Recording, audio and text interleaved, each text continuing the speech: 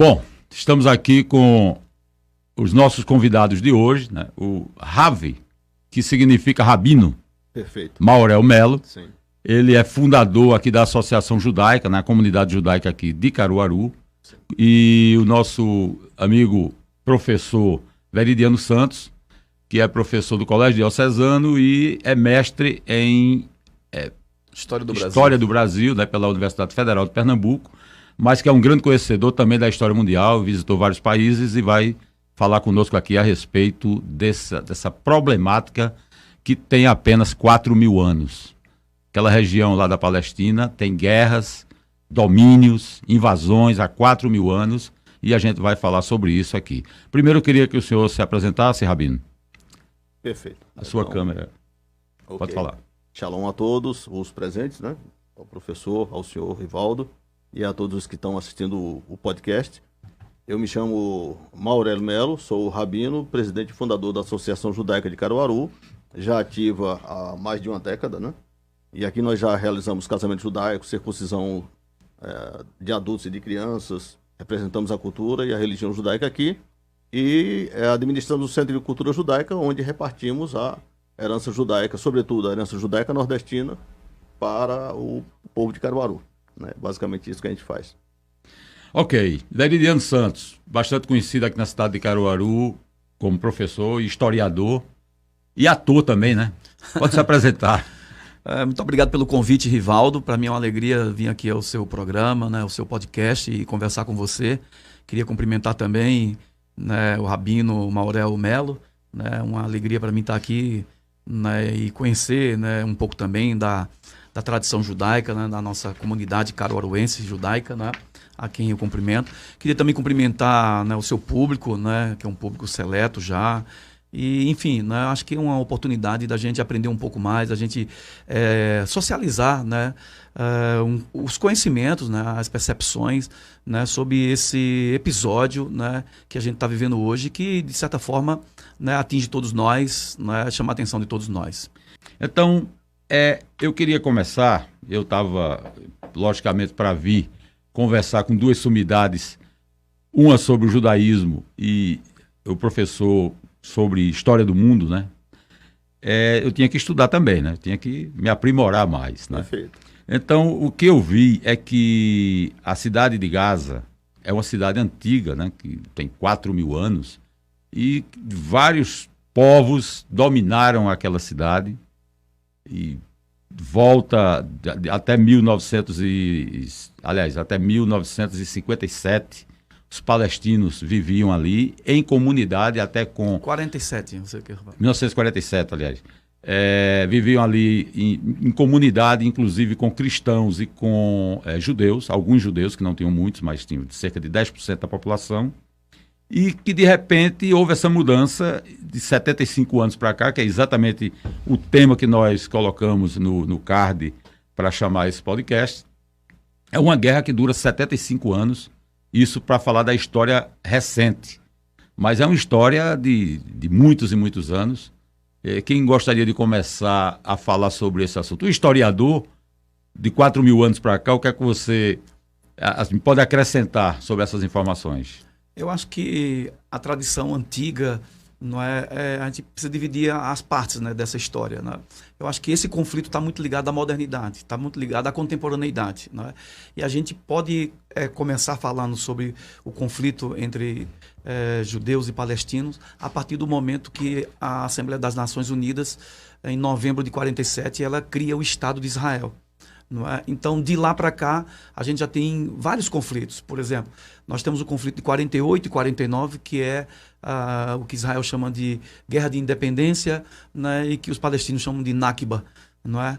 E nós temos um outro momento de conflito ali em 1956, quando o presidente egípcio Nasser queria nacionalizar o canal de Suez. Né? A famosa Guerra de Suez em 56. Nós temos um outro episódio ali em 67, não é, quando o mesmo presidente egípcio tentou impedir, né, os navios israelenses de circularem, né, no Golfo de Aqaba. Então, nós temos um conflito ali em 67. Nós temos um outro conflito ali em 73, a famosa Guerra de Yom Kippur. Tá? Nós temos um outro conflito na década de 80, que é a Guerra do Líbano, em 82.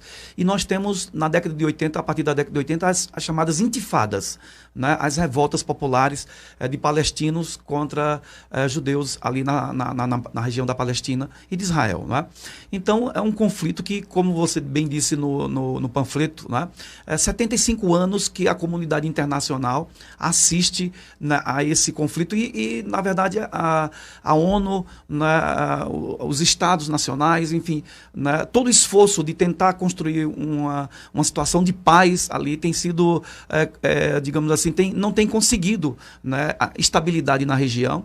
A região é como um barril de pólvora, como um vulcão, e tem criado um nível de instabilidade que ameaça a todos nós, né, que chama a atenção de todos nós e que preocupa a todos nós. Rabino, Maurel, o que é que o senhor diz a respeito do que o nosso Veridiano disse aqui sobre... Assim, ele pincelou que a guerra ela é mais recente, desses 75 anos para cá, mas aquele povo, né, na verdade, tem origem de lutas, de guerras milenar, né? Então, o senhor, como conhecedor da história judaica, poderia dizer qual a sua visão a respeito do que está acontecendo hoje?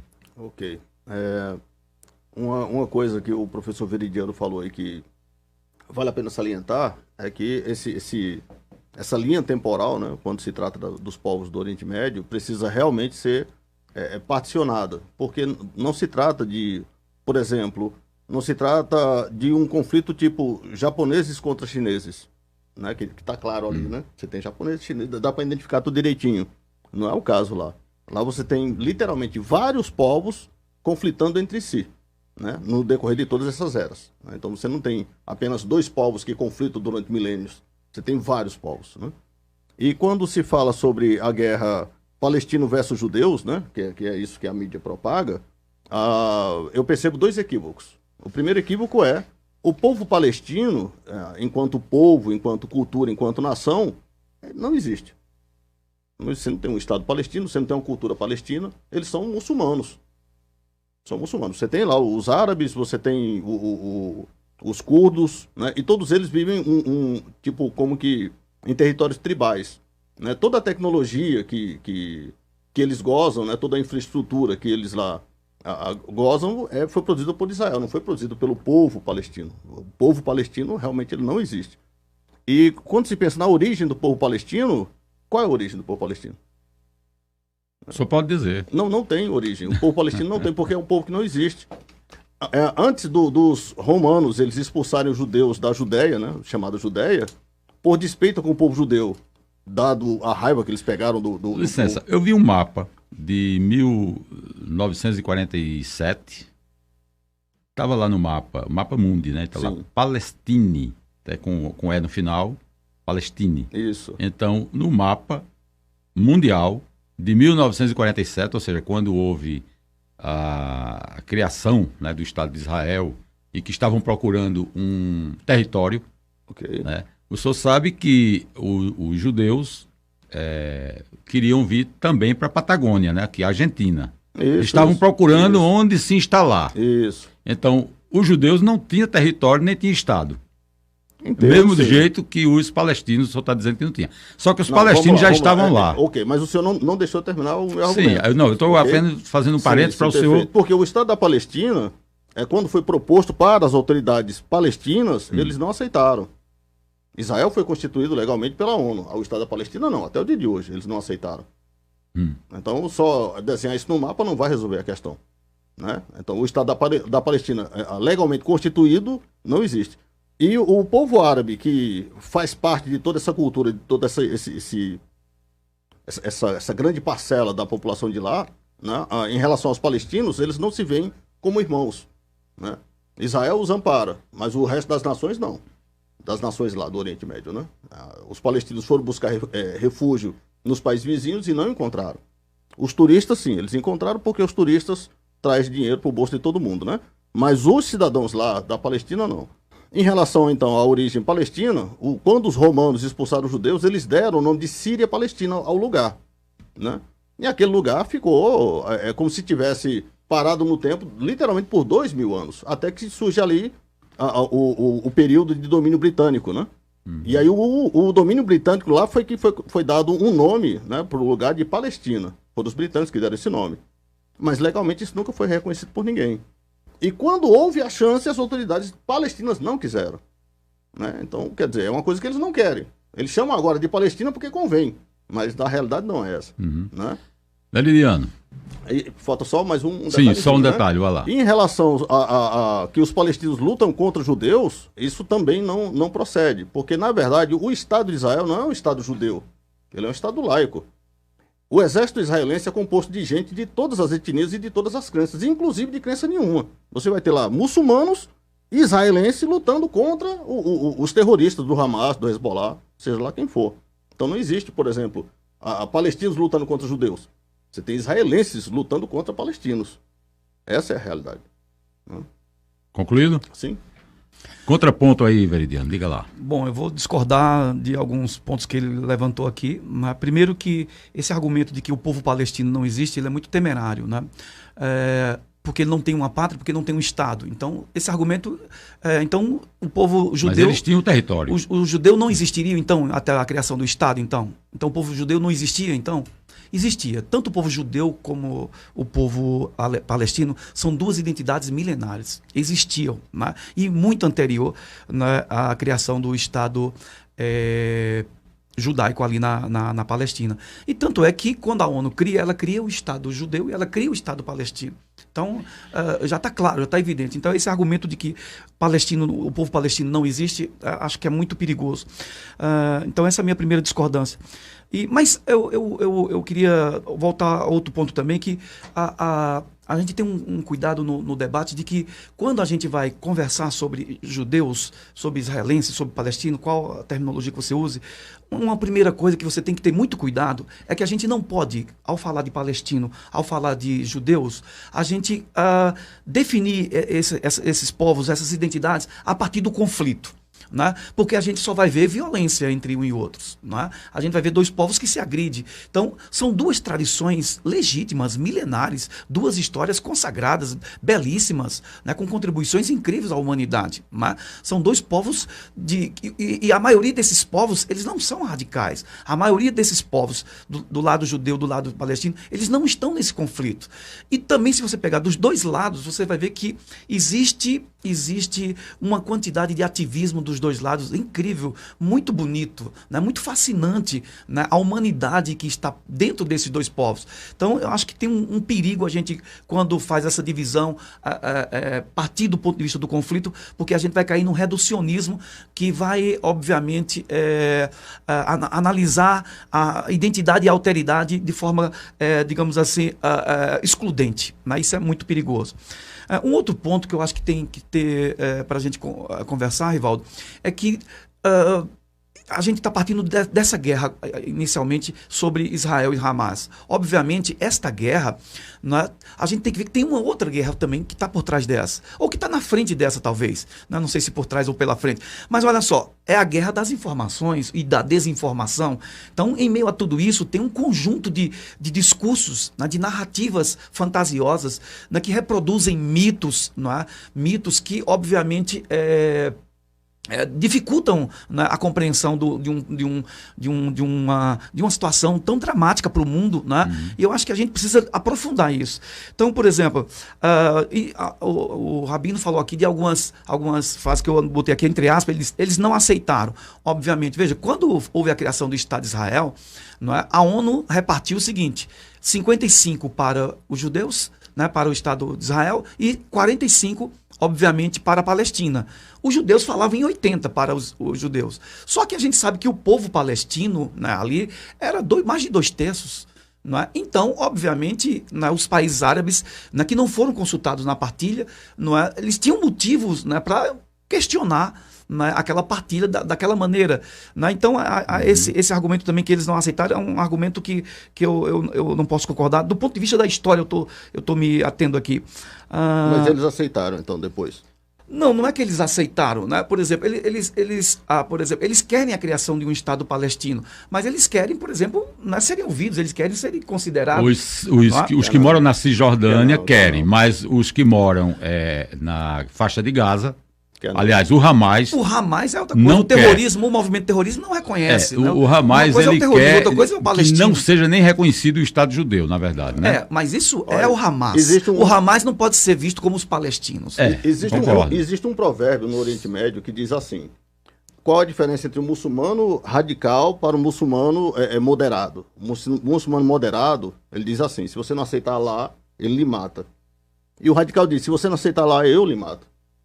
Esse é o provérbio. Não, acho que discordo. Mas tem que ir para lá para discutir. Eu quero apaziguar aí a questão para dizer o seguinte. Eu não terminei o meu argumento também, não. Por exemplo, eu acho que, outra fala sua aqui eu acho muito complicado. Diz que a Palestina ficou parada no tempo. Né? Não, a Palestina não ficou parada no tempo. Né? Nós sabemos que após o domínio romano naquela região, né, veio o Império Bizantino, veio depois o domínio otomano, né, que durou de 1500 até o século XIX, até a Primeira Guerra Mundial. Né? E, claro, a Palestina ali sempre foi um lugar efervescente de convivência pacífica entre judeus e cristãos e muçulmanos. Né? Muçulmanos. Antes de 1947. Sim, isso, exatamente. E a gente sabe que tem um momento que a tensão começa. E a tensão começa ali no século XIX. E a tensão começa no século XIX quando? Quando a Palestina, obviamente, começa a se modernizar. Quando o nacionalismo europeu vai entrar ali na Palestina. E o movimento nacionalista, né, árabe também, o nacionalismo ele vai entrar tanto do lado judaico quanto do lado palestino. E o nacionalismo é um problema, porque o nacionalismo, né, tá aí nomes como Hobsbawm, né, e tantos outros pensadores que tentaram estudar esse nacionalismo. O nacionalismo levou à Primeira e à Segunda Guerra Mundial. O nacionalismo é uma ideologia que olha o outro como inimigo. Ela é construída, a identidade de um é construída olhando para o outro como inimigo. Eu sou melhor do que você. Exatamente. E isso levou às duas guerras mundiais. E, claro, quando esse nacionalismo ele entra ali na Palestina, ele vai gerar um confronto, uma divisão muito forte entre judeus e palestinos. As hostilidades começam ali. E esse nacionalismo do lado judaico, obviamente, ele começa com o movimento sionista, não é, ali no século XIX. É isso que eu queria falar. O sionismo foi criado, né, assim pelo que eu vi, a partir de um cidadão austríaco dos olhos azuis que, digamos assim, foi o mentor do sionismo, o Theodor Herzl, da criação de um Estado judeu. Isso. Certo? Então, vejam bem, o povo que mora naquela região é um povo da nossa cor, né, morenos, né? Inclusive, a Palestina dizem que pertencia à África, né? Porque o Egito pertencia à África. E a Palestina já pertenceu ao Egito, né? Então, são morenos, são pessoas... Até porque o sol lá é causticante também, e tem desertos e tudo mais. E aí um austríaco, um camarada, quer dizer, ele era judeu, mas austríaco, que teve a ideia, né? Ele foi o mentor de uma... podemos chamar o sionismo de uma ideologia? Sim, e de esquerda, inclusive. É uma ideologia, sim, né? Sim. Então, tem que criar o Estado judeu. Aí vamos procurar, não, pode ser lá na Argentina, lá na Patagônia. Não, mas tem ali a Palestina, vamos para lá? Sim. Antes de Theodor Herzl, a comunidade Edzheim na Holanda, há 4 séculos atrás, pensou que seria possível aqui no Recife, inclusive.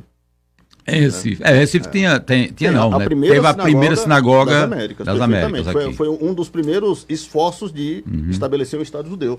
O historiador Ronaldo Weinfels vai escrever a obra Jerusalém Colonial, justamente narrando como se deu todo esse processo que não vingou, né? Mas por pouco Israel não seria aqui em Pernambuco. Né? Vamos dar um alô aqui para os internautas. Já tem aqui comentários, já tem pessoas acompanhando. O André Santos, boa tarde, compartilhando. Obrigado, André. O Rafael Lacerda, grande rabino, um cara que estuda muito. Veridiano foi meu professor no Diocesano. É uma ótima pessoa, vai ser um bom debate. Está sendo e vai melhorar. Obrigado. Aldir Luiz de França, conselheiro tutelar que nos acompanha aqui sempre. Boa tarde, meu amigo Rivaldo Soares. Qual é a diferença entre Israel do passado e Israel da atualidade? Segura aí, viu? Para os dois. Nivaldo Santos, bom debate, vale a pena escutar. E Jânio Leite, boa tarde. Cadê aqui? Vamos abrir mais. Boa tarde. Como justificar, em menos de um mês, 10 mil palestinos mortos em Gaza, a maioria bebês, crianças e adolescentes? Mais de 4 mil, segundo informações. É fácil justificar. O Antônio Rodrigues, que entrou agora aqui, é o Tota. Amigo, eu estou assistindo, muito bom. Obrigado, Tota. Vamos compartilhar para que mais pessoas possam acompanhar o nosso podcast. É um podcast informativo que vai trazer temas importantes sobre o mundo, né, e sobre a nossa região e sobre o nosso país. Essa eu não sabia, quer dizer que o Recife estava na visão da comunidade judaica para instalar o Estado judeu aqui. Perfeitamente. Então, mas aí isso ajuda a esse debate. Veja, então, os judeus, o que é que eles tinham a ver com aquela região que eles escolheram? Não. É isso que eu quero saber. Tem espaço para falar? Vamos lá, agora. Vamos falar então. Vamos lá, veja só. O povo judeu, desde o início do seu processo, ele não tem uma cor de pele definida, né? Que esse foi o dado que ele foi trazido, né? Ou seja... Porque os judeus estavam na Europa desde 1400. Não é isso, não. Quando o povo judeu sai de lá do Egito há 3.500 anos atrás, o texto diz que junto com o povo judeu subiu uma grande mistura de gente de todas as cores. Então o povo judeu não tem uma feição. Por exemplo, uma das comunidades mais antigas do mundo judaico é a comunidade de Kaifeng, na China. É tudo de olho puxado. E você não imagina Abraão de olho puxado. Né? E todavia está lá, né? Existem os judeus etíopes na África, na Etiópia. Ainda hoje. É uma comunidade antiga. Como né? tem muçulmano também na África. Né? Perfeitamente. Então, tanto muçulmanos quanto judeus não têm uma feição definida. Então, querer dizer que... Eu estou falando da região ali, sim, Palestina. Mas é isso que eu estou tentando chegar lá, né? Estou construindo o argumento. Então, querer dizer que alguém tem direito à terra ou não, por causa de traços de feição, isso não ajuda. Né? Então, a gente deveria colocar os orientais lá no Oriente, o afro-brasileiro lá na África, porque não é para estar por aqui, não tem traços. Mas eles não moram lá?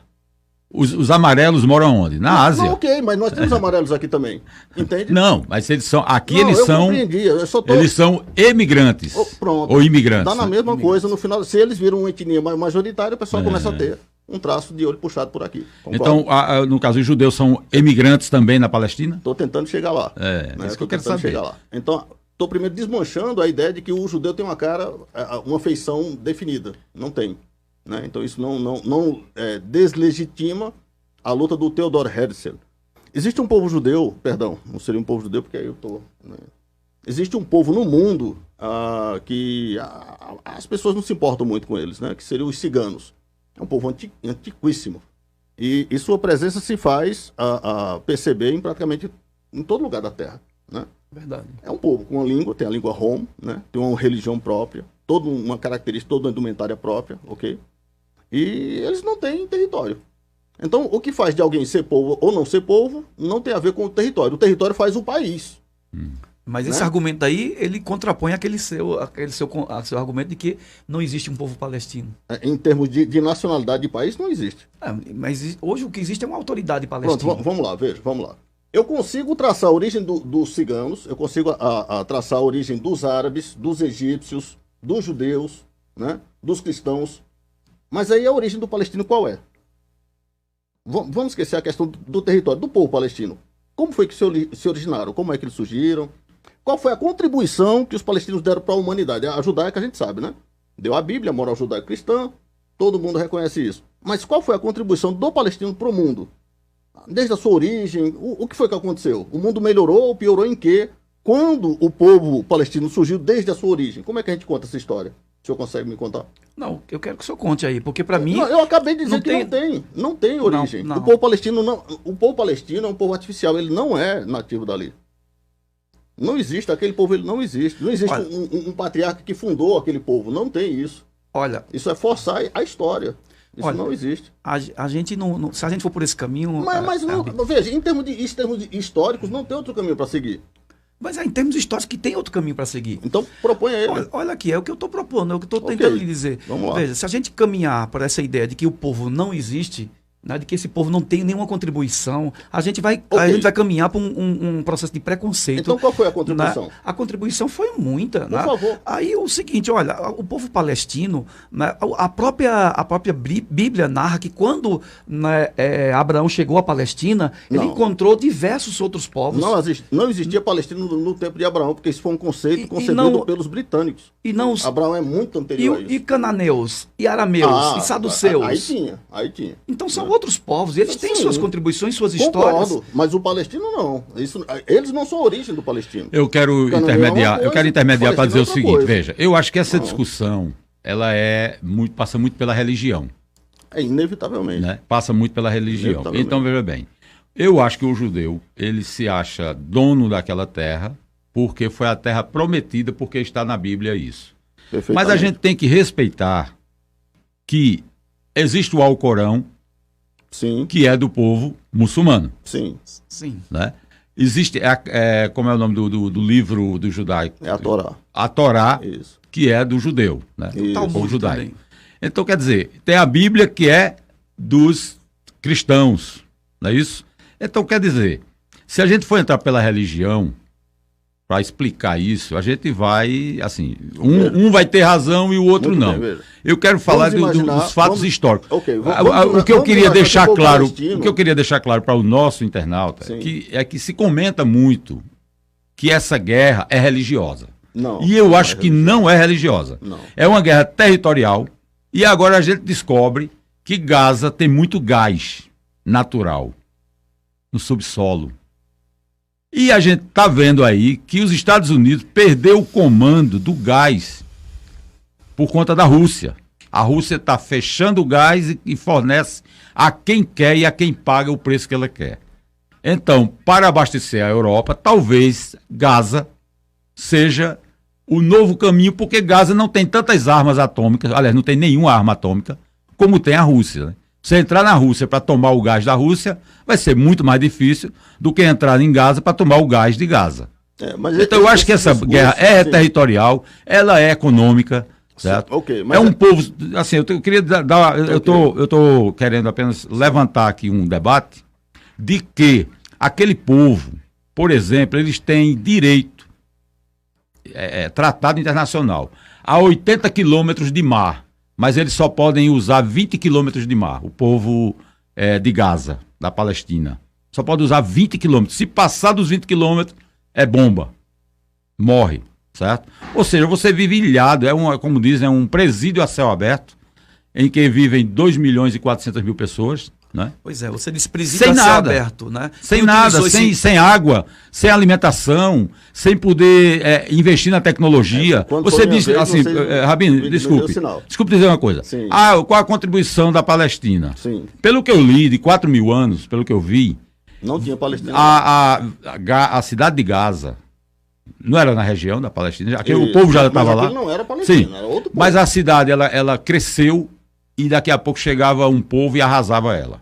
Cresceu e arrasava. Todas as cidades isso do durante mundo. 4.000 anos. Sim, e isso está acontecendo agora. Estão arrasando com a cidade. Mas não é o mesmo povo. Gaza. Não é o mesmo povo. Não é uma história de origem. Não é uma história de origem. São outros povos. Então aquele povo que chegou lá era nômade. A maioria do povo do Oriente Médio é nômade. A maioria deles ainda vive em clãs, ainda vive em tribos. Né? Por exemplo, quando você pensa aqui no descobrimento do Brasil, como é que geralmente você ouve por aí? Que chegando aqui já tinha um povo, uma língua, uma religião constituída, não sei o quê. Não é verdade. Antes dos colonos brasileiros, você não tinha uma nação brasileira. Você tinha tribos. Eles não se viam como irmãos. Eles não constituíam uma nação. Então, querer contar, por exemplo, a história dos índios como se fosse a história, o início da história do Brasil, isso não confere. Não, eles não constituíam uma nação como uma nação moderna, mas eles construíam identidades, grupos, não é? Concordo plenamente.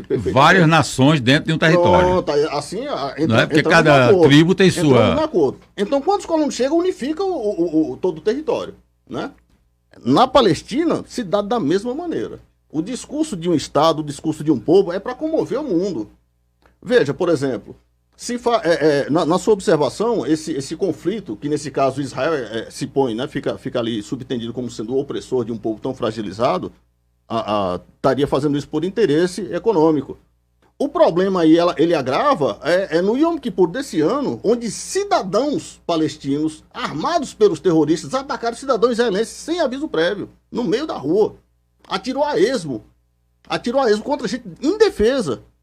Né? Foi lá numa rave, na faixa de Gaza lá, né? Numa rave e atacou israelenses pró-Palestina, porque há uma divisão interna no país, né? Israelenses contra os palestinos, israelenses a favor dos palestinos. Aquelas centenas que foram mortas e as vítimas sequestradas eram todos pró-Palestina.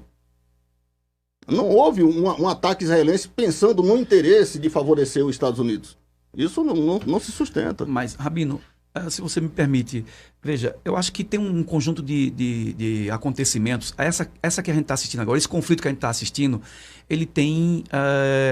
já tem 5 guerras entre Israel e Hamas. Né? 2008, 2012... 2014, 2021 e essa 2023. E não acabou ainda porque Israel tem sido brando. Aí o que é que acontece? Olha só. Brando? Brando. Olha só. Então veja Israel bem. poderia eliminar aquilo ali facilmente. Mas por dar satisfação tem um às ministro, outras nações... Tem um ministro, o ministro da né? Defesa disse que queria uma bomba atômica, né? Jogar uma bomba atômica em Gaza. Eu Pois soube então, disso aí a veja. semana passada. Aí veja o Sido seguinte. brando. Aí, em 2017, a Comissão Econômica para a Ásia, né, da ONU, né, emitiu um relatório, né, falou a primeira vez em apartheid. Tá? 2017, a gente estava em 2017. E eu só tinha visto falar em apartheid quando eu era 8ª série, né? Eu vi uma professora com um broche, utilizando um broche, que tem lá, no apartheid. E eu perguntei para ela, o que era aquilo? Ela fez, não, é uma campanha contra o regime de apartheid na África do Sul. Foi aí que eu tive conhecimento do regime de apartheid, né? Quando eu estudava na minha 8ª série, eu era ainda um adolescente. E agora, né, em 2017, eu vejo a ONU falar em apartheid. Mas essa resolução da ONU, ela foi ratificada em 2021 por de uma entidade chamada Human Rights Watch. Essa entidade, ela falou, mais uma vez, em apartheid ali na Palestina. Ela falou, a Anistia Internacional, em 2021, né, confirmou, fez outros estudos e confirmou, falando em apartheid ali. Né? Então a gente tem uma legislação internacional, a gente tem organismos internacionais falando ali em regime de apartheid. Ora, a gente sabe que regime de apartheid não é abominável, né? Aquilo que a gente viu, o mundo assistiu ali, o que o mundo assistiu na África do Sul, o que o mundo assistiu na Alemanha, por exemplo, aquilo era regime de apartheid, aquilo foi horrível, e mais agora, nesse momento, a gente começa a ver isso. Então, olha só, depois, ali por volta de 2018, né, tem uma lei emitida dentro do Estado de Israel, que é a Lei de Nacionalidade, né, a Lei do Estado-nação.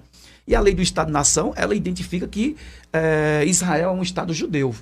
Né? No entanto, lá tem mais de 2 milhões, né, de palestinos, né, de árabes dentro do país. Então, árabes, cristãos, ateus. E são classificados... Está falando de Gaza, né? Não, estou falando de Israel. Israel. De Israel, dentro de Israel. Então, o que acontece? Essas pessoas são tratadas como, dizem, segundo a legislação, tem um tratamento especial, mas não são judeus. Não são judeus. Não é? Então, por fato de não ser judeus, eles têm um monte de restrições. É como se eu pudesse... Não é verdade. Não é verdade. Mas... Não é verdade. Se o senhor for para Israel, for lá no Muro das Lamentações, por exemplo, você vai ver árabes passando tranquilamente, sem ninguém ter problema ali. Se o senhor fizer esse mesmo passeio lá na mesquita de Omar, que fica acima do muro, só entra muçulmano. Então Israel dá privilégios para os muçulmanos para evitar problemas. Não. Do lado... Mas é verdade. Eu estive lá por 2 vezes. É verdade. Eu vi com os meus olhos. É verdade. Essa coisa de apartheid, isso é uma conversa que comove, realmente comove. Mas veja... Isso é conversa? É conversa. Na realidade, ela não acontece. Apartheid que no domínio árabe, nenhum judeu pode prevalecer. No domínio judaico, o árabe prevalece. Não, mas só não agredir ninguém.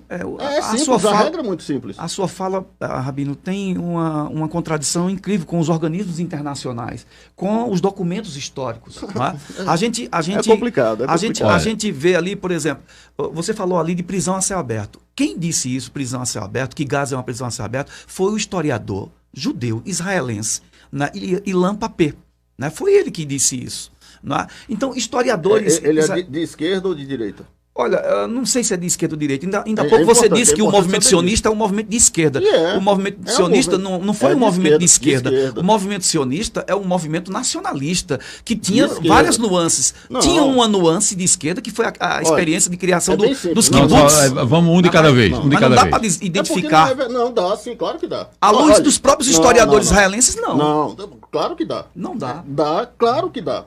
Olha, o movimento sionista ele é de esquerda, antirreligioso e pró-nacionalista. O senhor é de esquerda? Não sou de esquerda.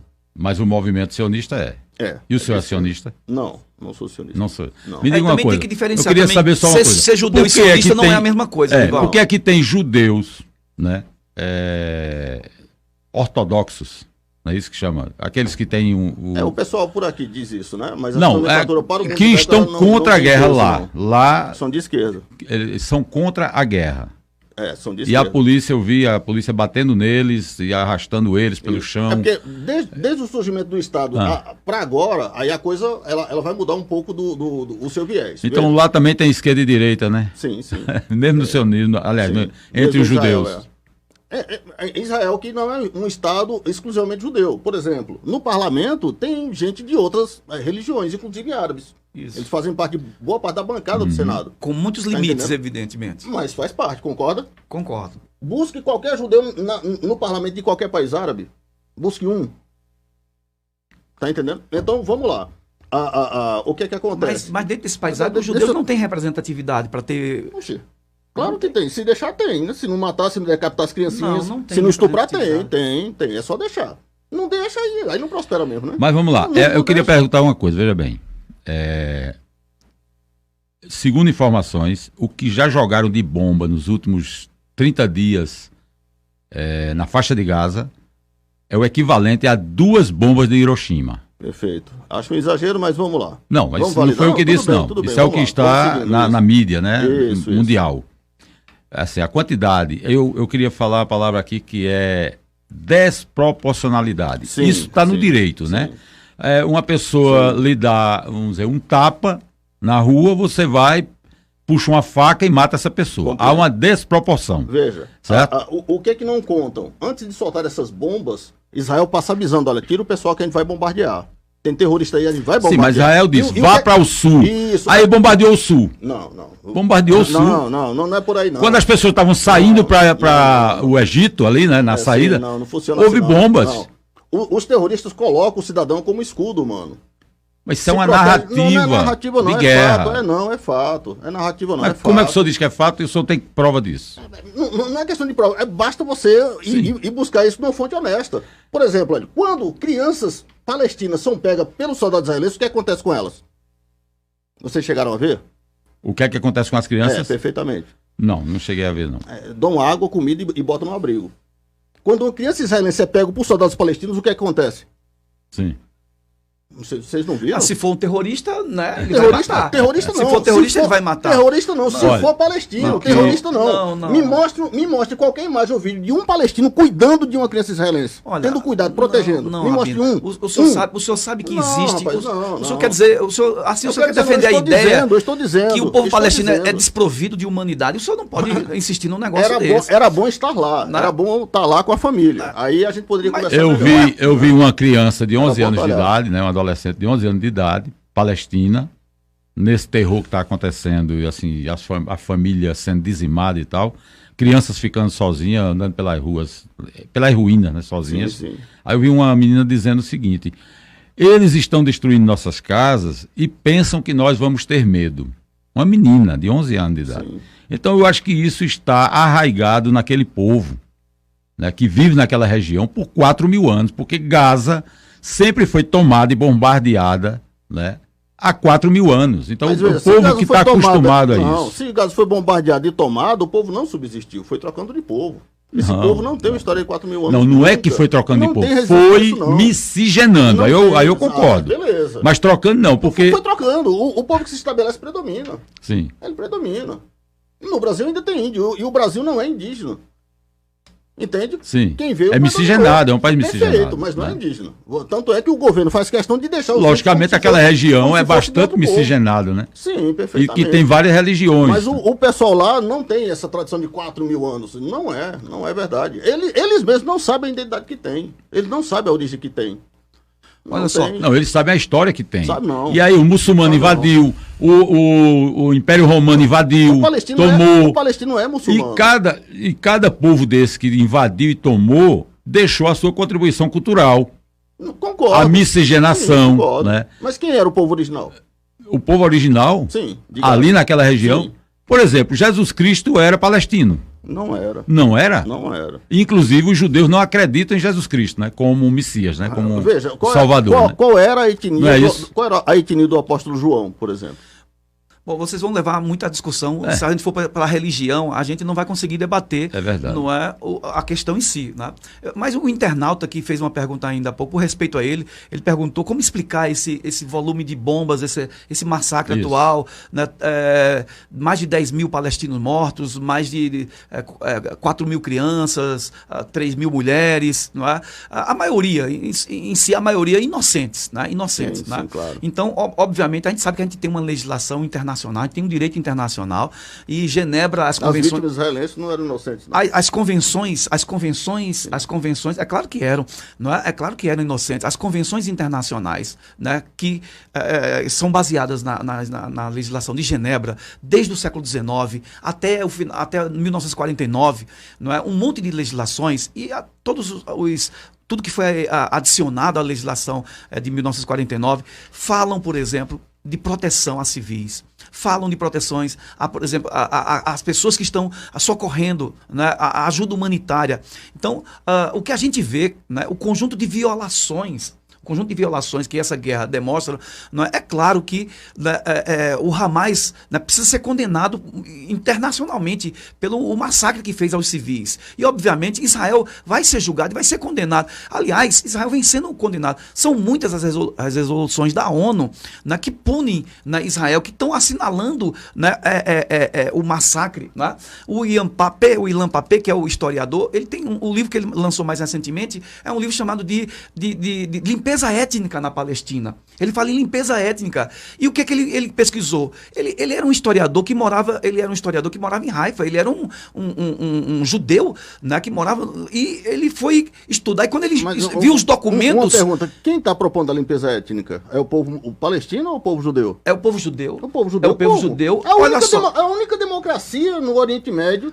A única democracia, inclusive, tem o povo negro, o povo branco, o povo chinês, todos eles considerados igualmente chineses. Como é que você consegue limpar etnicamente o povo desse? Então, olha só. Isso é um disparate, rapaz. Isso não faz sentido. Até o historiador... Esse rapaz é doido. Não, olha... Doido. Ele tem um outro livro... Não tem juiz, não. Ele tem um outro livro... Ele é judeu, né? Ele é um judeu. Mas tem gente doida no mundo. Ele teve que fugir de Israel porque ele... Porque é doido. Porque ele foi para os documentos... É doido. Ele foi para os documentos e encontrou lá a palavra desarabizar a Palestina, não é? Ele foi lá, ele estudou o Ben Gurion, né? Ele estudou o movimento sionista e ele foi aos documentos, inclusive documentos que Israel franqueava e que hoje já não franqueia mais, entendeu? Então foi ele que conseguiu ver, né, toda essa limpeza étnica que vem acontecendo com o povo palestino. Eu tenho aqui uma pergunta interessante, uma colocação interessante de Jânio Leite, mas eu queria dar aqui uma boa tarde para Zenaide Matos. Boa tarde, Rivaldo, convidados, uma grande aula estamos assistindo. Obrigado. Jânio Leite, a humanidade, Veridiano e Maurel, a humanidade foi em defesa dos judeus durante o massacre alemão na Segunda Guerra. Não por serem judeus, mas por serem humanos. E hoje a humanidade se une em favor do povo palestino, não por serem palestinos, mas por serem humanos. Veja bem, combatemos os alemães naquela época, não por serem alemães, mas por serem nazistas. E hoje combatemos os israelitas por serem judeus, não por serem judeus, mas por serem sionistas que massacram inocentes. Essa é uma colocação. Vou limpar aqui a pauta, né? Segura essa aí de Jânio para comentar. Neto Oliveira, debate muito equilibrado. Uma hora o rabino bate, outra hora o professor apanha. Ó, tá vendo aí? Muito equilibrado, ele está dizendo. Parabéns pelo debate, Ravi, muito bom. Cícero Batista. Alexandre Passos Pires. Nesse debate, o preconceito é evidente. Aviltante, aliás, aviltante. Alexandre, de novo. Sionistas são subservientes do império. Deve ser dos Estados Unidos, ele está dizendo. Fábio Rego está aqui com a gente. Rafael Lacerda, guerra é guerra. Sempre vai morrer pessoas de todos os lados, inclusive dos que nem lado têm. Rafael Lacerda de novo. Jesus Cristo era palestino. Em qual dimensão? Porque nessa ele era judeu. Então ele nem era judeu, nem era palestino, porque os judeus negam Jesus Cristo até hoje, né? E tem aqui, por exemplo, tem pessoas aqui evangélicas que acham, que defendem, né, Israel, a bandeira de Israel e Israel, porque acham que Jesus Cristo era o rei dos judeus. Mas aquilo ali foi até uma sátira, digamos assim, do Império Romano, que colocou uma coroa de espinhos na cabeça de Jesus Cristo e atrás uma plaquinha, o rei dos judeus. Quer dizer, ele foi morto pelo Império Romano naquela região. E os judeus soltaram Barrabás e mandaram matar Cristo. Isso foi... isso é o que está lá na Bíblia, mas vamos lá. É um pouco mais complexo do que esse. Mas vou limpar aqui a pauta. Na superfície é isso mesmo. Veja, Cícero Batista, errado, Yahshua, e judeu, e sempre vai ser. Não, Yahshua é judeu, né? Ele botou I, mas é. Okay. Mariana Gomes, até para haver guerra é necessário ter legislações. E quem violou as normas foi o Hamas. Vale ressaltar que não foi Israel quem iniciou o conflito. Isso é um discurso antissemita. A Mariana Gomes está dizendo. Bom, pessoal, eu queria falar sobre o porquê, vou perguntar, né? O porquê de tanto ódio entre judeus e árabes. Porque existe um mundo árabe, boa parte deles, ou grande parte, contra o Estado de Israel. Não é? Já houve, inclusive, união contra o Estado de Israel. Hoje os Estados Unidos conseguem segurar, digamos assim, alguns países economicamente para não questionar Israel, para não se unir ao Hamas, para não se unir ao Hezbollah, né, ao Líbano. Até o governo do Líbano hoje está quieto. Tem lá o Hezbollah, que é contrário ao entendimento do governo do Líbano, mas o governo do Líbano é um governo hoje praticamente amordaçado pelo poder econômico americano. Então, assim, por que esse ódio do mundo árabe contra os judeus? Quem está certo nessa questão? Teve uma menina aqui que disse que quem começou foram os palestinos. Mas pela história, de 75 anos, os palestinos, ou chamados palestinos, como disse o Rabino, pelos ingleses, né? Foi denominado de palestino pelos ingleses, segundo sua informação. Mas existia lá esse povo, já existia. Então eu chego. Também existia o você chega na casa do seu vizinho. Eram dois grupos ciganos. Vamos dizer que o prefeito da cidade de Caruaru chega na sua casa e diz: olha, a metade da sua casa agora é de fulano. Fulano vai morar aqui junto com você. Mas esse fulano estava lá ou não? O que é que você... Esse fulano estava lá já ou não? Os judeus estavam lá? E não estavam. No governo britânico tinha comunidade judaica lá. Em 1500. Tinha. Sim, mas peraí, calma. Tinha um pouco. Eu disse no início aqui do debate, que tinha lá 10% de judeus, que tinham católicos, né? Sim. Cristãos católicos, sim, e que tinham muçulmanos. Perfeito. A maioria era muçulmano daquela região. Sim. A maioria era muçulmano. Sim. Mas veja, não é verdade? Se a maioria é que dita, então isso é através de uma democracia. Então como é que alguém chega na sua casa? O começo desse conflito é o seguinte: como é que alguém chega na sua casa, né, autoridade constituída, que na época e ainda hoje são os Estados Unidos e a Inglaterra, diz: olha, aqui a metade agora vai ser desse povo, a outra metade é de vocês. Não foi assim que aconteceu. E como foi? Diga aí agora, para todo mundo saber. Bem simples. Quando o domínio britânico abriu mão daquele território, né, abriu mão, o povo judeu, e aí quando eu estou me referindo ao povo judeu, não é mais a comunidade judaica lá na Palestina, né? Seria o judeu no mundo inteiro, vai articular uma maneira de se estabelecer por lá. E a maneira deles se estabelecerem por lá era: famílias e famílias migravam para a terra e compravam dos árabes propriedades. E isso uma vizinha da outra. Quando atingiram uma grande porcentagem de assentamentos legais, porque compraram as propriedades, pleitearam na ONU. Foi votado e ganharam o Estado. Foi assim que aconteceu. E por que hoje na Cisjordânia, que foi reconhecido que aquela área é palestina, os judeus os israelitas, né, estão criando assentamentos de judeus dentro da Palestina, dentro da Cisjordânia, tomando as terras. Porque Palestina não é lugar de ninguém. Não é por isso. Não, aí... E você está desrespeitando a ONU, Rabino? A ONU não criou um Estado palestino. Então o resto ali, então quer dizer, eles estão invadindo agora o Hamas, o Hamas não, Gaza, e vão tomar. Vai virar judeu. Não faz parte do governo. Não, se pela lógica sua... Eu espero que tome, sim, porque o número de gente morrendo vai cessar. Lógico. Enquanto houver terrorista, enquanto houver quem defenda terrorista, sangue inocente é derramado. Num sistema onde não há democracia, a justiça não prevalece. Me permita. Não tem democracia. O senhor não acha que, por exemplo, na guerra do Iraque, do Kuwait, aquela questão do Kuwait lá, sim, que os americanos soltaram bomba em Bagdá e o exército iraquiano estava lá no Kuwait. Soltaram bombas e mataram crianças, mulheres, isso não é terrorismo?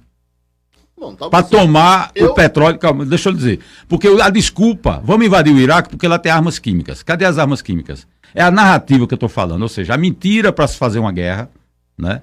Se cria uma mentira, se faz uma guerra, dizendo o seguinte, lá tem arma química no Iraque, vamos invadir, matar e tal, porque isso é legal. E a ONU referenda, vamos dizer assim. Curiosamente... Não é? Isso não é o Estado terrorista? Curiosamente, só parece mentiroso a narrativa contrária à ideologia geral. Não é interessante? O que eu quero saber é o seguinte... O lado palestino... O que é que os Estados Unidos... O que é que os Estados Unidos estão fazendo lá? O que é que os Estados Unidos estão fazendo lá na região do Mar Mediterrâneo, com porta-aviões, com tudo lá? Me explica o que é que eles estão fazendo lá. Graças a Deus, geopolítica e hegemonia, né? Então, olha só... Eu vou ser didático aqui para responder aos internautas. O Jânio Leite, né, disse do apoio aos palestinos, que vem crescendo no mundo hoje com as manifestações que todos nós estamos vendo. Né? Não por serem palestinos, mas por seres humanos. Como assim também foi o apoio à humanidade, né, contra Hitler. Né? Então, eu acho que isso é uma frente que precisa ser considerada, entendeu? A grande sensibilização das pessoas é que está acontecendo ali, né, um massacre. Né, um massacre. E, obviamente...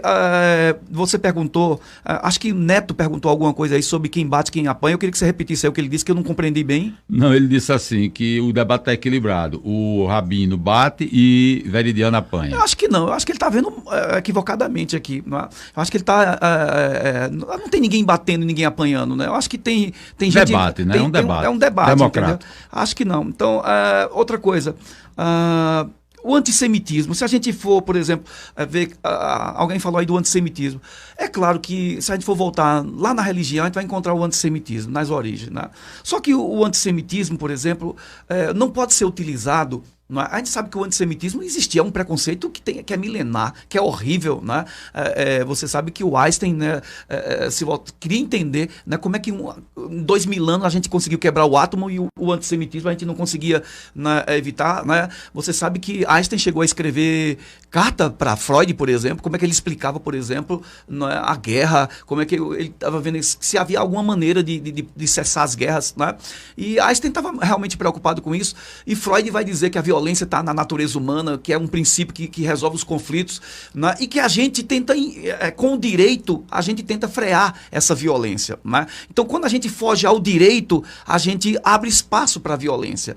Tá? Então, a gente tem visto um desrespeito total ao direito internacional. Né? Então, isso causa problema. Isso dá margem, por exemplo, isso legitima, né, o ilegal. Né? Isso dá força à ação terrorista. Muitos especialistas falavam de que o terrorismo seria um problema para a gente no século XXI. E está sendo, né? Né? Porque o terrorismo é a morte do direito. Isso. O terrorismo é amoral. Né? O terrorismo é pânico, é dor, é medo. Né? Então, é uma forma que a gente não pode aceitar no mundo civilizado, no mundo onde as legislações, né? Onde existe um direito internacional. Outra coisa que você perguntou, Rivaldo, a origem do ódio. Né? A origem do ódio está exatamente quando chega o nacionalismo sionista ali na Palestina, do lado judeu, né? E, obviamente, depois o nacionalismo palestino. Então, o que acontece? A criação do Estado de Israel, né? Quando o Estado foi criado, 750 mil palestinos tiveram que deixar Não é? Não, então, não foi, eles não deixaram aquilo ali voluntariamente, não.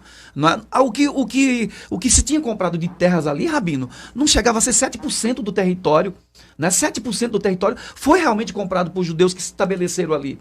Não é? Então, o restante foi forçado. Né? As ocupações demonstram isso. Forçado pelo Estado de Israel. Não, a princípio pela ONU. A ONU sanciona o Estado, tem que sair mesmo. Sim, mas a ONU criou o Estado. Se você pegar o mapa da Palestina, o avanço territorial de Israel, né, é gritante, visível. Depois do Estado estabelecido, realmente, né? Na medida que os palestinos atacam, Israel revida e ocupa o lugar para não repetir o problema. Isso caracteriza o quê?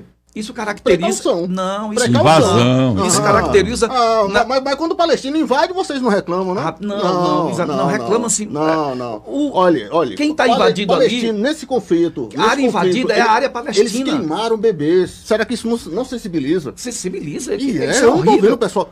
Isso é horrível. Isso não sensibiliza. Não sensibilizar, não. Isso tem que ser condenado. Isso é condenado. Mas... É o que Israel está fazendo, está condenando. Mas, por exemplo, Israel... É o que Israel está fazendo. Mas eu queria dizer o seguinte, o mundo está dizendo assim, o mundo capitalista, Israel tem o direito de se defender. Olha, o princípio de defesa, calma, o princípio de defesa, se defender significa o seguinte, eu estou dentro da minha casa e vou me defender. Eu vou fechar as portas, as janelas, vou preparar minhas armas e vou me defender.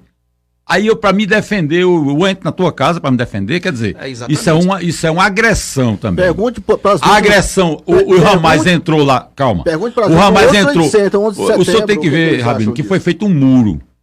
Sim, 2004, o muro da vergonha. O muro, né? Sim. Quer dizer, a ONU condenou aquele muro. Não, enquanto se comemorou a queda do muro de Berlim, né? Que era o avanço do capitalismo sobre a Alemanha Oriental, que era comunista ou socialista, aí o mundo assiste à criação de um muro para separar a prisão que eu falei, a céu aberto, um muro.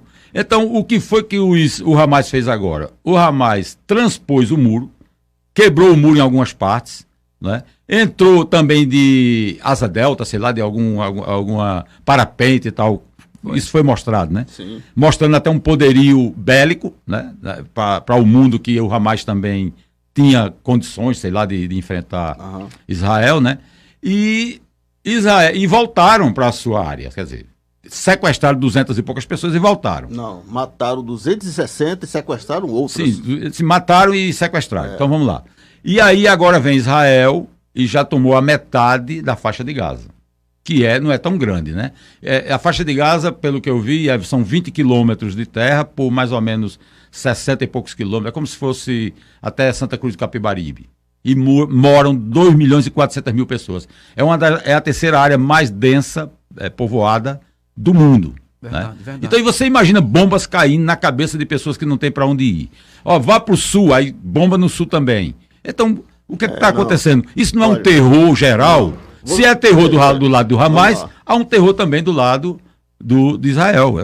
Rabino, só um instantezinho, só um instante, assim, veja bem. Okay. Ele estava perguntando sobre o ódio, Rabino, sobre o ódio, veja.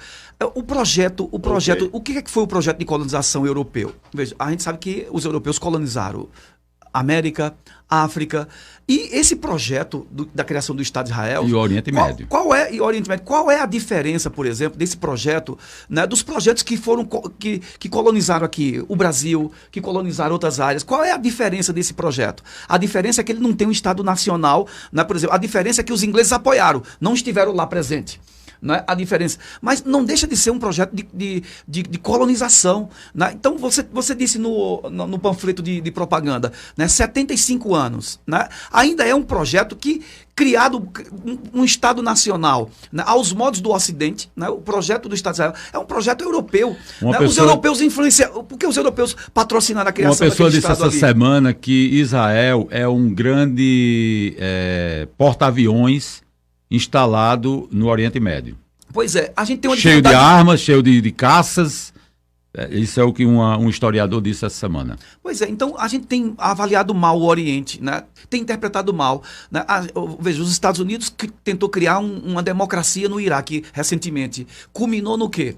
culminou, né, no Estado Islâmico. Né? Então é incompreensão querer botar uma democracia ali numa tradição totalmente diferente, né? Querer ocidentalizar o Oriente. Aí é complicado. Né? Eu acho que o Eduardo Said escreveu um livro muito interessante, né, que é o Oriente na visão do Ocidente. Né? O orientalismo que a gente constrói aqui, que é, sobretudo, violento, sobretudo, por exemplo, excludente. E a gente peca, por exemplo, né, em perceber, por exemplo, toda a multiplicidade, todas as contribuições, toda a história, né, econômica, política, literária, religiosa, e a gente parte para olhar pelo preconceito, pelo conflito. E isso reduz, isso é reducionista, isso é puro preconceito. Olha, curiosamente, o discurso da maioria é contra a violência. Porém, a violência passa a ser tolerada quando vem de muçulmanos. É uma coisa interessante. Não é tolerado. Deixa eu concluir, pelo amor de Deus. Eu não também é tolerado. quero falar. Eu vou acabar tendo um infarto. Não, mas eu queria dizer o seguinte: não é tolerado. Aqui ninguém está tolerando o terrorismo. É a impressão que se dá. E depois a gente vai falar, o senhor vai concluir a sua fala, e eu queria saber o que significa o termo Irmandade Muçulmana. Pode continuar. Vocês falaram aqui de maneira recorrente sobre a prisão a céu aberto, né? Se vocês observarem, todo o Estado de Israel é do tamanho do Estado de Sergipe, né? Enquanto todos os países árabes, é um pedaço de terra enorme, fica Israel bem pequenininho. Uhum. Quem está numa prisão a céu aberto é Israel. Quem viaja lá para Israel, você não pode deixar o governo israelense carimbar seu passaporte, não. Senão você não consegue ir para os países vizinhos. Você não pode. Israel tolera o carimbo de qualquer país árabe. O país árabe, quando eles abrirem o seu passaporte e ver lá o carimbo de Israel, você não entra. Israel é que está ilhado, não é o povo palestino que está ilhado, é Israel que está ilhado. O povo palestino ele é muçulmano. Eles têm acesso aos países livremente, a todo aquele pedaço de terra. Olha no mapa. Né? O conceito de prisão, é só olhar a qualidade de vida em Israel e olhar a qualidade de vida na Palestina para o senhor saber onde é que está a prisão. É que nós somos mais inteligentes. Tá entendendo? O senhor acha isso? A inteligência é dos judeus? É do israelense? Do Ocidente, da democracia, do primeiro mundo, eu acho que sim. Mas veja que a afirmação que o senhor está falando, né? Veja que o senhor acha que a Coreia do Norte e a Coreia do Sul, qual é a mais inteligente? Coreia do Norte e Coreia do Sul. É o mesmo povo. Qual é a mais próxima? É o mesmo povo. Qual é a mais próxima? Mesmo olhinho puxado. Mas eu queria saber do senhor, pastor, aliás, desculpa, Rabino. Não, sem problema. Rabino. Quem é mais inteligente? O pessoal da Coreia do Norte ou do Sul? O democrático. Não. É mais inteligente? Sim, Não, veja bem, eu tô falando, eu tô levando lá para Coreia, pra gente sair desse debate como que é o mundo árabe contra o judeu contra o mundo árabe. Porque não é o seguinte, o mundo árabe contra não o judeu. Não é. O mundo árabe contra porque, deixa eu dizer, a Coreia do Sul, ela foi financiada pelos Estados Unidos. E a Coreia do Norte nunca teve dinheiro, certo? Está construindo a sua economia e o seu poderio com a inteligência humana deles, não é não? Ou ditatorial. Não sei, ele já tem bomba atômica, ele já tem arma atômica. Como é que eles fizeram essa arma atômica? Eles têm lá os seus cientistas. Perfeito. Então ninguém pode dizer que um povo é mais inteligente do que o outro. Eu acho que isso é o que ele disse aqui há pouco tempo atrás. Como é que chama? Você acabar com a nacionalidade do outro e ficar a supremacia. Não pode. Vocês vão ter a narrativa de vocês, né? Não é ter a narrativa. É a narrativa. Eu estou aqui mediando o debate. Olha, agora veja bem. O que se compreende por povo inteligente não é um ou outro indivíduo na cabeça do poder político. É a massa, o povo em si. Um povo que recorre sempre à violência, qual é o traço de inteligência que tem? Eu sei, veja. Só quer dizer o seguinte, o que o senhor disse aí, que o povo judeu, o povo de Israel, é mais inteligente do que o povo da Palestina. Está lá o resultado. É a mesma coisa que Hitler dizia do povo ariano. É melhor do que o judeu. É a mesma coisa, olha, veja aí. É uma contradição. O povo israelense tem todas as cores, tem todas as etnias.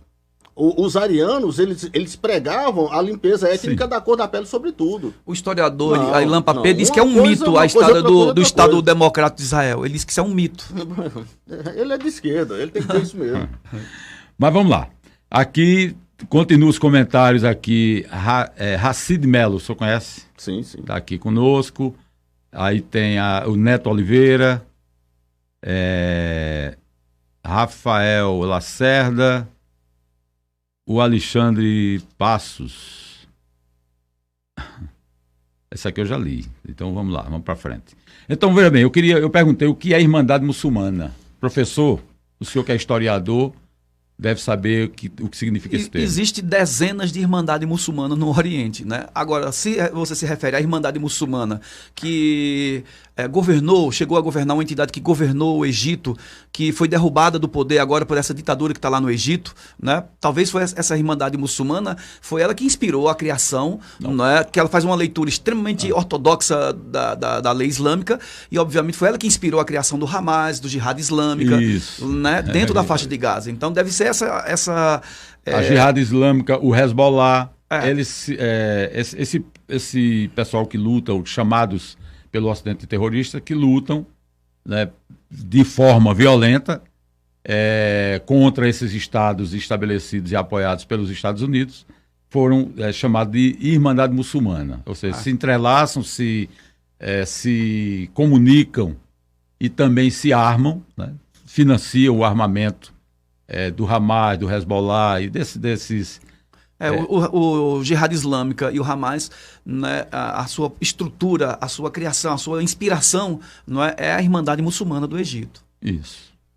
Começou lá. Exatamente. Então essa Irmandade Muçulmana é quem comanda hoje até contra os governos dos países deles próprios. Por exemplo, o Hamas é contra o governo da Cisjordânia, da Palestina. Existe Eles não reconhecem como é que chama? A autoridade palestina. Porque o Hamas não é somente mais um grupo militar, né? Ele tem um braço político. Ele ganhou as eleições entre os palestinos em 2006. Sobre isso, eu estava lendo ontem sobre um historiador dizendo o seguinte, que o Hamas distribui alimentos, remédios, médicos, ou seja, medicina, para o povo da faixa de Gaza, e que por isso o Hamas é adorado, né? Porque enquanto um massacra, o Hamas socorre o povo. Então por isso que eles são bastante apoiados lá na faixa de Gaza.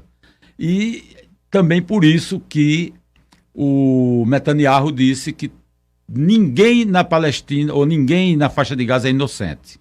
Quer dizer, ele se referiu até às crianças. Veja, a bondade do... Foi dito isso a semana bondade passada. do Hamas é mais ou menos o seguinte, você vai chegar para um palestino e dizer assim, me fala sobre o Hamas, não, ele não tem do que reclamar. Mas por quê? Porque eu não posso reclamar. Uhum. Essa é a bondade deles lá. São gente muito caridosa, mas eu acredito que vocês não iriam querer como vizinho, não. Tá entendendo? Não, eu estou dizendo assim, veja, isso aqui são historiadores que falam que o Hamas, sim. De certa forma, banca o povo de lá. Mas o legal é estar lá. Veja, o legal é estar lá convivendo e Deus me livre, vou levar bomba. Tá entendendo? Eu vou levar bomba. Você disse que na Palestina, lá em Gaza, tem cerca de 2.300.000 pessoas. Né? O Hamas é um grupo que tem cerca de talvez 20, talvez 30, talvez no máximo 40 mil pessoas. Né? De pessoas que vão aderir a essa luta radical terrorista. Não é? Claro que terrorismo a legislação sobre terrorismo ela rola na ONU desde os anos 70, uma tentativa de construir. Né? Teve uma convenção global que, né, estabeleceu um conceito de terrorismo. Entretanto, tem uma imprecisão no tempo, porque quem é qualificado de terrorismo? Por exemplo, não é... Tem contradições. O próprio, dentro dos Estados Unidos, o conceito de terrorismo é para o Departamento de Estado, para o FBI, não é? Para as embaixadas. Não é? Tem divergências dentro dos Estados Unidos. Por exemplo, o próprio Estados Unidos tem contradições. Por exemplo, quando na guerra do Afeganistão, né, a Al-Qaeda era útil contra os soviéticos, né, os americanos chamavam ele de guerreiros da liberdade. Né? Depois eles passaram a ser denominados de terrorismo, né, para os Estados Unidos. Então, a Liga Árabe não aceita denominar de terrorismo povos que estão lutando por autodeterminação e por libertação. Assim como China também, como Rússia. Né? Por isso que não considera considera o Hamas como terrorismo, né? Então, aqui no Ocidente, a União Europeia, vários países consideram a posição do Brasil também foi questionada, porque a posição do Brasil, o Brasil considera como terrorismo aquilo que o Conselho de Segurança da ONU definir como terrorismo, não é? E dentro do Conselho de Segurança da ONU, você sabe, tem os vetos, tem a discussão é muito grande ali. Então, e tem os diversos tipos de terrorismo, né? Mas tem uma legislação toda, né, que condena o terrorismo. O terrorismo é abominável. O terrorismo é uma forma de luta que a gente precisa, por exemplo, onde não existe o direito, onde não existem as leis, né? É onde, por exemplo, a barbárie está, né? Quem pensou muito sobre isso foi Freud, foi Hannah Arendt, né? Que mostra como, por exemplo, a violência, né? A violência é a ausência de poder, né? É a ausência de poder. É por aí. Golda Meir. Só uma coisa, Marlon Costa, ele disse uma coisa aqui que é para o senhor, inclusive. Concordo plenamente que a questão da prosperidade e desenvolvimento de Israel, em comparação com países menos desenvolvidos ao redor, é uma questão de inteligência. A quantidade de prêmios Nobel de ciência é uma prova disso. Tá concordando com o senhor, certo? O Fábio Rego, o Hamas é terrorista. E isso não é impreciso. O professor quer relativizar o terrorismo. E aí, professor? Não, aqui não é que eu quero... O professor está falando de história, né? Eu estou falando que... E das leis internacionais. Das leis internacionais, que elas não chegam a um consenso, né? É só ele ir lá na internet e ver lá que, né, não existe um consenso sobre terrorismo, né? Até dentro da própria ONU, entendeu? Por exemplo, de quem é terrorista. Existe um consenso do que é o terrorismo, existe uma definição do que é terrorismo. Eu vejo o seguinte, Osama Bin Laden não era terrorista até ele comprar armas dos Estados Unidos treinar ele e os homens dele, né? Da Arábia Saudita, não é isso? Exato. Mas quando ele se voltou contra os Estados Unidos, ele virou terrorista. Exato. A verdade é essa, né? Então, assim, quem define o termo terrorismo ou terrorista, geralmente é o poder econômico, né, mundial, que é hegemônico dos Estados Unidos, que diz quem é terrorista, não. Saddam Hussein comprava armas aos Estados Unidos, era adorado pelos americanos. Depois que Saddam Hussein virou chefe de uma coalizão de partidos e tomou os interesses do Iraque em primeiro lugar, então ele virou assim uma persona não grata para os americanos. E aconteceu o que aconteceu. Todos os dois foram mortos pelos Estados Unidos, tanto Saddam Hussein como Osama Bin Laden, né? Mas foram pessoas que financiaram empresas americanas comprando armas.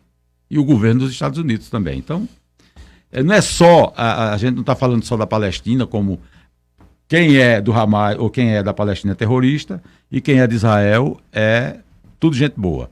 Eu acho que está havendo um Estado terrorista e um país que quer se libertar, que também usa o terrorismo para isso, né? Tá ao contrário, eu acho que é a fala, né? Mas tudo bem. Golda Meir disse assim: se os palestinos baixarem as armas, haverá paz.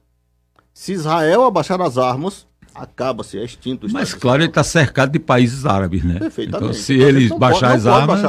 Não pode baixar as armas. Não pode baixar as armas. E tem sido erro ser brando.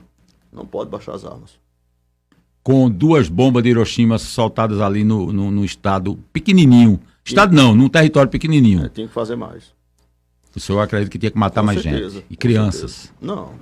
Crianças avisado para tirar de lá. Israel cuida, não se preocupe. Como tira? Cuida. Como é que tira? Como é que tira 2 milhões e 400 mil pessoas dentro de 10 dias? É muito curioso, né? A gente vem aqui para um debate e vê um rabino defendendo a violência, né? Defendendo abertamente a violência, o terror. Né? Isso... Eu estou denunciando declaradamente a violência velada nessa conversa suave. O senhor está aqui assumindo que Israel está sendo brando. Então o senhor está defendendo pela a violência que Israel sofreu. É claro que está sendo brando. Imagina se fosse seu filho, se fosse sua mulher. Rapaz. Deixa eu voltar para aquela palavra. Não tem como você... Deixa eu voltar para aquela palavra. Desproporcionalidade. Coloque a família no meio, pense como sendo parente seu, sendo degolado, sendo estuprado, sendo queimado vivo, e você vai ver que a brandura aí, o equilíbrio, ele se perde. Olha, não tem como, não é possível. Olha, o senhor é um religioso, o senhor é um religioso. Sim. O senhor não falou em paz, né? O senhor falou em brandeza do Estado de Israel. Eles estão sendo, tem que ser mais violento, o senhor está falando aí. Né? Eu acho que é muito temerária a sua fala. Não devemos confundir paz com silêncio. O fato de alguém ficar em silêncio para não arranjar confusão não quer dizer que está em paz. A gente, por exemplo... A paz, ela às vezes precisa ser imposta. Ela Olha, no pessoal, diálogo nem sempre se consegue. olha, eu queria dizer a vocês o seguinte, a audiência está segura aqui, não diminui, não aumenta, está ali, ó, segura, todo mundo assistindo, tá legal, mas nós estamos já a 1h30. Poxa vida, passou o A tempo gente tá vendo rápido. como o tempo passa rápido Sim, quando o sim, debate é muito bom, né? Eu acho que a gente trouxe aqui uma luz sobre vários temas, né? Acho que nós não vamos acabar essa guerra aqui, dificilmente, mas acho que hoje Caruaru sabe que existe uma comunidade judaica. Está aqui o Rabino é um nome complicado, viu? Maurel Melo. Mauré Melo. Maurel, tem um... A Maurel Melo, Isso. certo? E o professor Veridiano Santos, historiador, né? Pessoa que estuda muito e ensina, né? Como é que foi o Enem? Bom? Foi tranquilo. Primeiro Tranquilo, dia de né? Enem, nós tivemos domingo, foi um dia tranquilo, né? O pessoal gostou da prova Meu de Ciências filho Humanas. fez e gostou da prova, né? Que bom. E, assim, a partir de agora, o povo de Caruaru, pelo menos aqueles que nos assistem, está sabendo que existe uma comunidade judaica. O senhor quer dar telefone, informação, endereço? Porque quem quisesse se juntar ao seu projeto, né, pode dizer, tá aí, tá aberto o microfone. Eu acho que o maior ponto de contato nosso seria pelas redes sociais, né? Eu tenho o canal Rav Maurel Melo no YouTube, tem a página no Facebook Rav Maurel Melo, tem a página Centro de Cultura Judaica de Caruaru no Facebook e no Instagram, né? Certo. E o endereço, por hora, a gente tá numa instalação alugada, né? Então, vez por outra, a gente tem que mudar, porque as coisas ficam difíceis e tem que cortar despesas. Mas, por hora, tá ali na rua Arquimedes de Oliveira, no número 306, no chamado Alto da Banana, né? Assim que Isso, chama. Por ali. E pode ficar tranquilo que a gente não vai explodir ninguém, não. Né? A ideia é... Olha aí, ó. Apesar da palavra dura, mas a postura é de o paz, Aldir né? disse aqui, acho que vai começar uma guerra aí no debate. KKKKK. O Fábio Rego, o Enem foi uma lacração só, totalmente enviesado. Bom, opinião. Zenaide Matos, parabéns, professor Veridiano, grande conhecedor da história.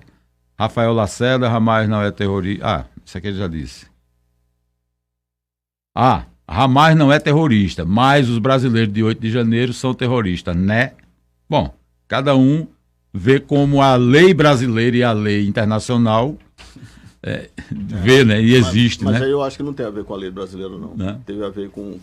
Não, mas assim, aqui, ontem foram presos, veja bem. Chamar cidadão brasileiro de terrorista é uma grande sacanagem. Não, o governo brasileiro ontem prendeu 2 pessoas consideradas terroristas ou aliados aos terroristas do Hezbollah. Sim, aí nesse caso, veja. Foram presos em proteção aos israelenses, aos judeus que moram aqui no país. Provavelmente eles não estavam rezando quando foram presos, acredito. Não, um chegou de viagem do Líbano e o outro estava vindo de Santa Catarina e foram presos no aeroporto, né? Sim. Assim, segundo a Polícia Federal, eles estavam preparando um ataque aqui no Brasil. Não tenho dúvida. Não é? Não tenho dúvida. Sim, mas o governo brasileiro, que o senhor está dizendo que não respeitou os cidadãos que entraram e destruíram o patrimônio público lá de Brasília, o senhor disse que esses não são terroristas. Mas isso não configura terrorismo. O que é terrorismo? Terrorismo, para mim, é você entrar com violência, derrubar um soldado de cima do cavalo e bater nele no chão. Isso é terrorismo, é do mesmo jeito. Então, os sem terra são terroristas? Não. Por quê? Eles fazem isso na propriedade privada. Eles fizeram isso? Fazem desde que surgiram até agora. Invadem Veridiano, propriedade, falta você se despedir, gado, não pega a bolsa. Falta você se despedir. Eu queria agradecer o convite, a oportunidade de debater com o pastor, de quem eu discordei, né, durante todo o debate, mas é uma discordância, né, democrática. O pastor. Né, o pastor não, o rabino, não é? Não deixa de ser o pastor das ovelhas dele, né? Sim. Enfim, para mim é uma grande alegria debater sobre isso, né? Enfim, eu agradeço também o público que enviou mensagem, que enviou perguntas, né? Acho que é importante a gente ampliar o debate, né? E eu estou sempre à disposição quando for possível debater. Eu estou vendo que o debate já entrou na realidade brasileira aqui e dá origem a outro debate aqui, daria outro podcast, e a outra polêmica aqui também. Sim. Bom, pessoal, quero agradecer aí aos que ficaram conosco até agora.